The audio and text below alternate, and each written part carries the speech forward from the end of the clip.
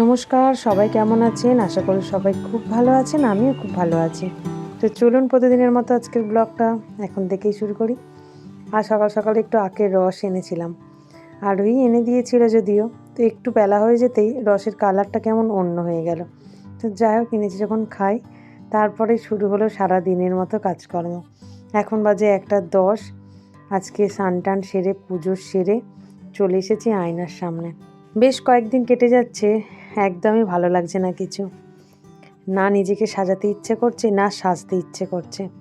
কিছুই ভালো লাগছে না। এমনকি নিজের চুলটা পর্যন্ত আমি ঠিকমতো প্রায় 1 সপ্তাহ আঁচড়াইনি। সেই মনে হয় শ্যাম্পু দিয়েছিলাম গত সপ্তাহে, সেই শেষ আঁচড়ানো।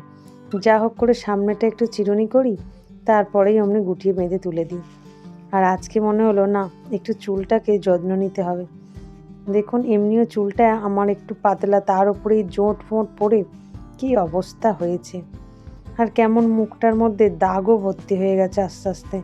এতটাও আমার মুখে কালো দাগ ছিল না, কিন্তু এখন এতটাই পরিমাণে হয়ে গেছে যে না নিজেকে পরিষ্কার পরিচ্ছন্ন যত্ন কিছুই আর করতে ভালো লাগছে না।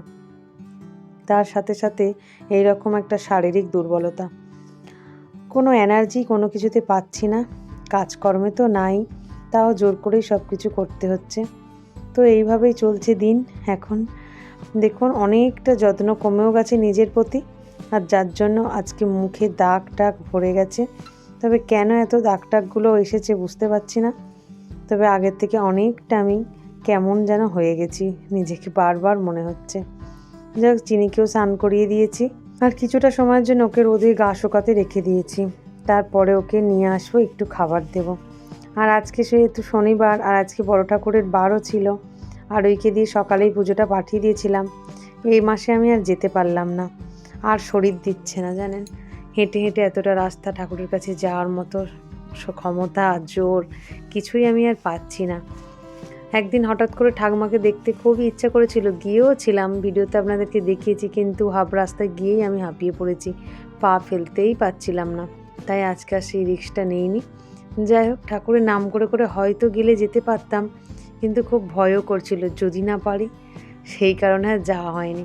তো সকালবেলা আজকে পরোটা আর একটু বাঁধাকপি চচ্চড়ি করেছিলাম, সেটাই এখন দুপুরবেলা একা একা খাচ্ছি। আরোহীর বাবাকে টিফিনে দিয়ে দিয়েছি, আর আরোহী আজকে সকালে গেছিলো কম্পিউটার।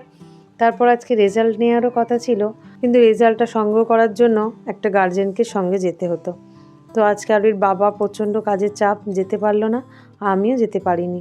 কিন্তু এখন তো রেজাল্ট হাতে দেয় না, সঙ্গে সঙ্গে সই করে জমা দিয়ে দিতে হয়, তাই দাদাকে পাঠিয়েছিলাম।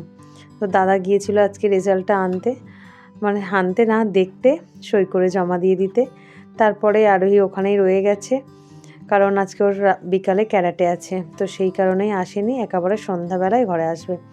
আজকে আমার বান্ধবী এসেছিল আমার বাড়ি, ওর মেয়েকে গান শেখাবে বলে, তাই হঠাৎ একটু এসে আমাকে দেখে গেল, ঘুরে গেল। আর দুজনে মিলে ঘন্টা দেড়েক সময় কাটিয়ে গল্পও করে নিলাম। তারপরেই এখন বিকাল, এখন এসেছে আমার দাদা আমার বাড়িতে। তবে এটা আমার মাসির ছেলে, উনিও অনেক দিন পর এসেছে আমাকে দেখতে। উনিও মাঝে মাঝে আসেন যদিও আমার কাছে, তবে এবারে এসেছে অনেক কটা দিন পর, কারণ ওনারই শরীর খারাপ হয়ে গিয়েছিল, তাই জন্য অনেক কটা দিন পর এসেছে আমাকে দেখতে। তো আমি একটু দাদার জন্য চা বসাতে গিয়ে আমারও খুব ইচ্ছে হচ্ছিল একটু চা খাই, তাই আজকে আমিও 1 কাপ চা নিয়ে বসেছি। তবে জানি না, কারণ একদমই দুধ তো খেতে পাচ্ছি না, বা দুধের কোনো জিনিসও খেলেই গ্যাস হচ্ছে, আবার তার মধ্যেই দুধ চা, ভয়ও করছে, খুব ভয় করে করেই 1টা কাপ নেব। তারপরে চা খেতে খেতে দাদার সাথে অনেকটা গল্প করলাম, অনেকটা সময় গেল। সেই বিকালটা মানে পুরোপুরি দাদার সাথে গল্প করেই কাটলো। তবে খুব ভালো লাগলো, অনেক দিন পর এসেছে কেউ, তো যাই হোক আসছে আমাকে দেখতে, এইগুলো ভেবেও ভালো লাগে জানেন। তো যাই হোক, নিজেকে অসুস্থ অসুস্থ মনে হলেও আবার যখন কারোর সাথে কথা বলি, গল্প করি, মনটা খুলে হাসি, তখন নিজেকে অনেকটা সুস্থও মনে হয়।